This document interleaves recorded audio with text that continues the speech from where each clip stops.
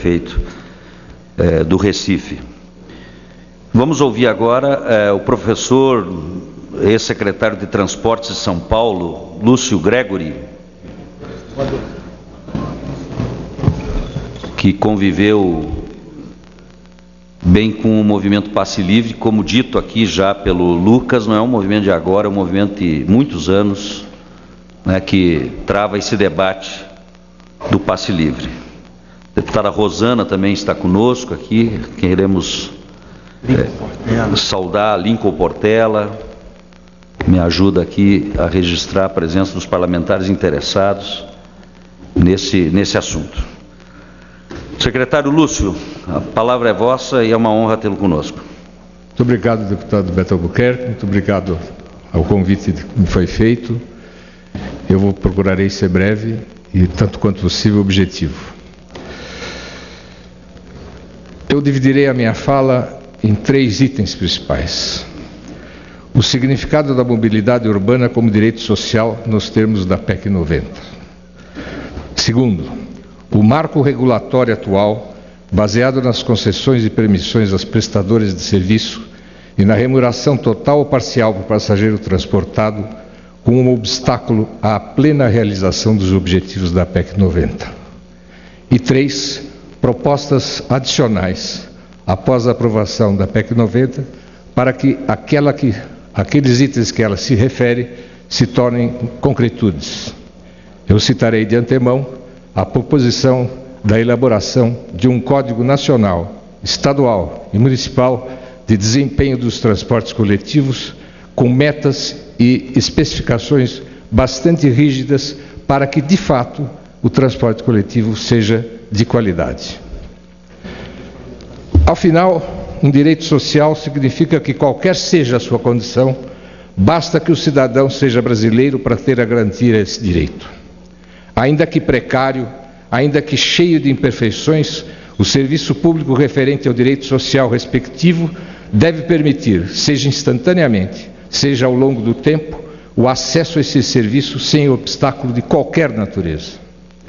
Portanto, ao se incluir um novo direito social, abre-se imediatamente a discussão sobre as formas e modos pelos quais esse novo direito poderá ser efetivamente exercido e desfrutado. No caso dos transportes coletivos, entendo que só um processo de financiamento das tarifas, forte financiamento, é garantia para o exercício desse novo direito por todos, qualquer que seja a sua situação, classe social, renda ou qualquer outra condição. O financiamento da tarifa se ressalta ao lembrar que um transporte de muito boa qualidade, necessário para competir com o transporte individual motorizado automóvel, custará muito caro e, portanto, será mais inacessível ainda se não houver uma forte política de financiamento da tarifa. O forte financiamento das tarifas pode mostrar alguns dos limites de nossa organização sócio-político e econômica, para dar conta desse novo direito a que se precisa ser superado. Exigirá transformações na organização política, na economia, não a economia funcionalista e numerológica, presa dos marcos existentes, mas na economia política, como aliás deve ser a discussão sobre a economia de um país, e mais concretamente sobre a política tributária, que deve ser, segundo o nosso contrato social, progressiva e justa, seguindo o princípio elementar: paga mais quem tem mais, menos quem tem menos, e não paga quem não tem. Não por outra razão que são contra esse novo serviço de efetivo acesso universal, isto é, sem nenhuma barreira para acessá-lo, raciocinam com os mais variados impeditivos que só ocorrem se mantidos os marcos e limites atuais antes citados. Frases como: zerar não é viável, exigiria subsídios gigantescos, e por parte de quem? E eu diria, por parte de quem escreve o que está falando. A gratuidade coloca em risco a qualidade do próprio transporte público, como se pago, como é atualmente, ele fosse de excelente qualidade. É impossível, pois não há recursos para tanto. Claro que isso é um dogma. Nós não estamos falando de dogmas. Deverá ser cobrada uma taxa mínima para evitar o vandalismo, como se, atualmente pago, não acontecesse o vandalismo, exatamente porque a qualidade é ruim e a população a isso se rebela. Existe uma coletânea de frases que eu não vou repetir aqui, mas elas todas nos remetem à mesma situação. Elas são proferidas por técnicos em transportes, ex-prefeitos, ex-ministros, professores universitários, comentaristas especializados, de formadores de opinião pública. E, ao meu modo de ver, isto significa o quê? Raciocinam de modo funcionalista nos marcos sociopolítico, econômicos e tributários atuais, e não na inovação, avanço e transformação desses marcos, que é o território específico da política, que não pode transformar os governos em gestores e gerentes das conjunturas. Muitos fazem certamente de modo intencional, para evitar as transformações necessárias, pois estes terão perdas significativas com essas transformações. A PEC 90 abre perspectivas para, ao priorizar de fato o transporte coletivo, ao mesmo tempo que é um instrumento de reformas políticas, econômicas, culturais e tributárias, que hoje parecem ser quase uma unanimidade na demanda da sociedade brasileira. Eu queria apenas ressaltar o segundo item, e rapidamente o terceiro, se me permitir a presidência. Por que o marco regulatório fundamentado em concessões é barreira e pode ser fatal, inclusive, à concretude da PEC 90? Primeiramente, porque esse regime me lembra mais um sistema de feudos, capitanias ou um estado cartorial, como se referia o professor Hélio Jaguaribe. Empresas operam cartelizadas em quase todos os estados e municípios, e são sempre quase as mesmas. Assim, de empresas que por mais de 80 anos operam numa mesma área e região da cidade ou metrópole, o que certamente as compele a um serviço sem concorrência.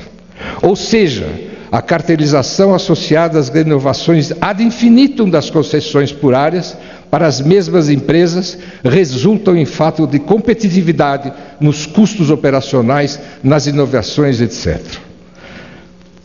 Não quero entrar no mérito da remuneração por passageiro, mas oportunamente nos debates poderemos esclarecer esse ponto, mas ele é um obstáculo central para o desenvolvimento do financiamento das tarifas. Não tem o menor sentido pagar-se ou qualquer forma de remuneração no sistema de transporte coletivo urbano por remuneração por passageiro.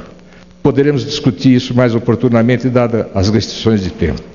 Queria finalmente colocar duas observações que já foram comentadas pelo Lucas. O regime de isenções tributárias é uma contradição, senhores. Se o Estado brasileiro vive uma crise financeira, ou seja, não tem recursos para atender todas as demandas de que ele é obrigado a cumprir, como faz sentido o Estado abrir mão de receitas? No caso do Reitup, tive a oportunidade de ler o relatório do senador Lindenberg Farias. A perda em impostos será da ordem de 6 bilhões de reais ano. Ora, um Estado que tem falta de recursos abre mão de 6 bilhões de reais ano para garantir o mesmo esquema das empresas de transporte coletivo. Seria muito mais sensato, o óbvio, o ululante, diria eu, que é, ao contrário, aumentar as receitas do Estado através de uma reforma tributária justa e não abrir mão de recursos. Finalmente, queria comentar a necessidade da emissão de um Código Nacional de Desempenho em Transportes Coletivos. Não tenho nada contra os planos, muito menos os de mobilidade. Mas todos nós que já vivemos há algum tempo, no meu caso, dá para perceber pela cor dos meus cabelos, sabemos que os planos são bonitos na hora da execução. Dificilmente acontece como planejados e frequentemente são alterados pelos grandes interesses que querem modificá-lo em favor de seus benefícios. Então, os planos são importantes, mas, assim como temos uma meta de inflação, que é objeto de discussões candentes na sociedade, 0,5% para lá dessa meta, temos que ter uma emissão de um Código Nacional de Desempenho do Transporte Coletivo. O que dirá esse código? Que nos transportes por ônibus, por exemplo, será obrigatório em todo o território nacional o uso do câmbio automático. que os ônibus terão que ter ar-condicionado sim, que os ônibus terão que ser pensados de pneumática sim, salvo as exceções, que fica proibido o encarroçamento de ônibus sobre chassi de caminhão. Isso é para transportar porco e galinha, não para transportar gente.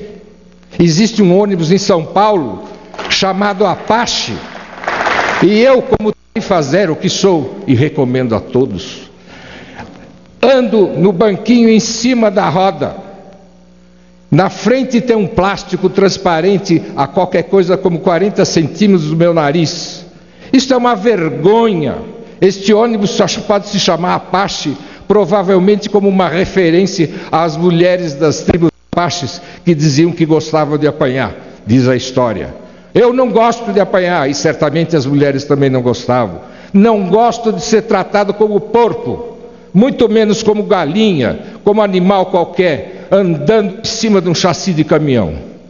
O código terá que especificar outros itens que depois poderei detalhar. E isto significará o quê? Que o transporte coletivo custará mais caro, porque vai ter um sistema decente, de boa qualidade, e portanto se tornará mais inacessível ainda, porque caro. E portanto é óbvio que o financiamento da tarifa, e no limite a tarifa zero, terá que ser uma obrigação para transformar a PEC numa realidade concreta e não apenas uma palavra inscrita na Constituição Federal. Me pediram, em nome dos jovens do Passe Livre, que eu desse o grito deles: passe livre já! Muito obrigado.